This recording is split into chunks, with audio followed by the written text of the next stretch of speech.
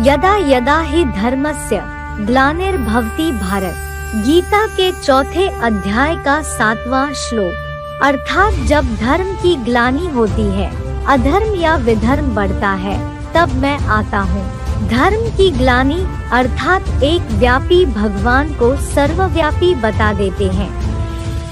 जैन और वैदिक प्रक्रिया के अनुसार कलयुग के अंत में ही धर्म की ग्लानि होती है, क्योंकि कलयुग अंत तक अनेक धर्म स्थापित हो जाते हैं और सब धर्म चौथे युग की चौथी अवस्था में तमो प्रधान बन जाते हैं।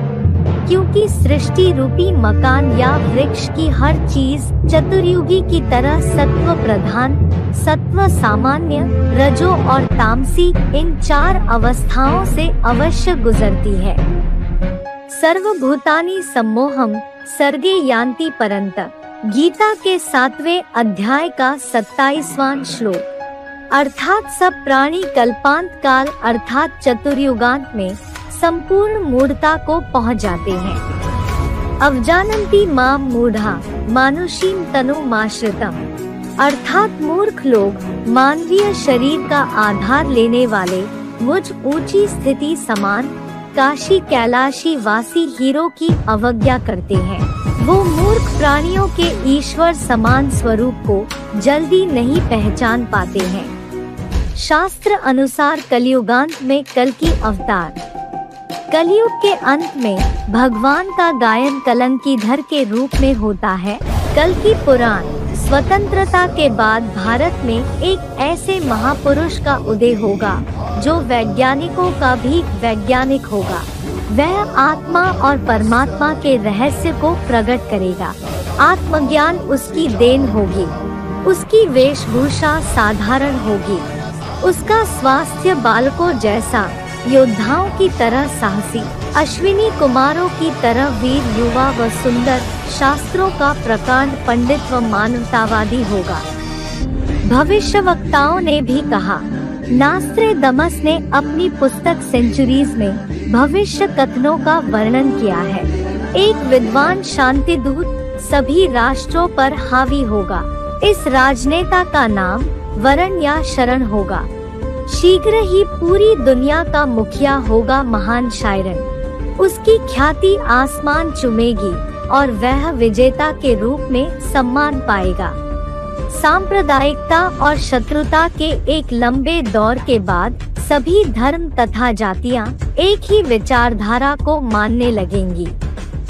3 तरफ से घिरे समुद्री क्षेत्र में वह जन्म लेगा जो बृहस्पतिवार को अपना अवकाश दिवस घोषित करेगा। उसकी प्रशंसा और प्रसिद्धि, सत्ता और शक्ति बढ़ती जाएगी और भूमि व समुद्र में उस जैसा शक्तिशाली कोई न होगा। 3 तरफ समुद्र से तो भारत ही घिरा हुआ है। नास्ट्रेडमस की भविष्यवाणियों के ज्ञाता महाराष्ट्र के ज्योतिषाचार्य डॉक्टर रामचंद्र जोशी ने इस पर एक मराठी में पुस्तक लिखी है।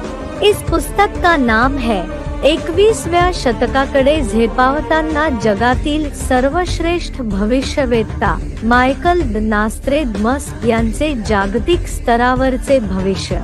इस पुस्तक के पृष्ठ 32-33 पर नास्ट्रेडमस की सेंचुरी का हवाला देते हुए लिखते हैं, ठहरो स्वर्णयुग रामराज्य आ रहा है।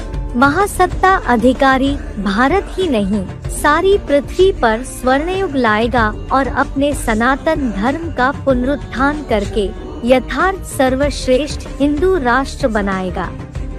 एंडरसन। अमेरिका, अरब राष्ट्रों सहित मुस्लिम बहुल राज्यों में आपसी क्रांतियां और भीषण रक्तपात होंगे। इस बीच भारतवर्ष में जन्मे महापुरुष का प्रभाव व प्रतिष्ठा बढ़ेगी। यह व्यक्ति इतिहास का सर्वश्रेष्ठ मसीहा होगा। वह एक मानवीय संविधान का निर्माण करेगा जिसमें सारे संसार की एक भाषा, एक संघीय राज्य, एक सर्वोच्च न्यायपालिका, एक झंडे की रूपरेखा होगी। Gerard क्राइसे, Holland. भारत देश में एक ऐसे महापुरुष का जन्म हुआ है जो विश्व कल्याण की योजनाएं बनाएगा। जूल वर्न। संसार के सबसे समर्थ व्यक्ति का अवतरण हो चुका है। वह सारी दुनिया को बदल देगा। उसकी आध्यात्मिक क्रांति सारे विश्व में छा जाएगी। एक और संघर्ष होंगे, दूसरी ओर एक नई धार्मिक क्रांति उठ खड़ी होगी जो आत्मा और परमात्मा के नए नए रहस्य को प्रकट करेगी। वह महापुरुष 1962 से पूर्व जन्म ले चुका है। उसके अनुयायी एक समर्थ संस्था के रूप में प्रकट होंगे और धीरे धीरे सारे विश्व में अपना प्रभाव जमा लेंगे। असंभव दिखने वाले कार्य को भी वे लोग उस महापुरुष की कृपा से बड़ी सरलता से संपन्न करेंगे। प्रोफेसर कीरो, भारत का अभ्युदय एक सर्वोच्च शक्ति के रूप में हो जाएगा, पर उसके लिए उसे बहुत कठोर संघर्ष करने पड़ेंगे। देखने में यह स्थिति अत्यंत कष्टदायक होगी, पर इस देश में एक फरिश्ता आएगा जो हजारों छोटे छोटे लोगों को इकट्ठा करके उनमें इतनी आध्यात्मिक शक्ति भर देगा कि वे लोग बड़े बड़े बुद्धिजीवियों की मान्यता मिथ्या सिद्ध कर देंगे। गोपीनाथ शास्त्री, अवतारी महापुरुष द्वारा जबरदस्त वैचारिक क्रांति होगी जिसके फलस्वरूप शिक्षण पद्धति बदल जाएगी। वर्तमान शिक्षा प्रणाली केवल पेट भरने तक ही सीमित है। कथित आत्मज्ञानहीन बुद्धिजीवियों से लोगों की घृणा होगी। भारतवर्ष का एक ऐसा धार्मिक संगठन नेतृत्व करेगा जिसका मार्गदर्शक स्वयं भगवान होगा। धार्मिक आश्रम जन जागृति के केंद्र बनकर कार्य करेंगे।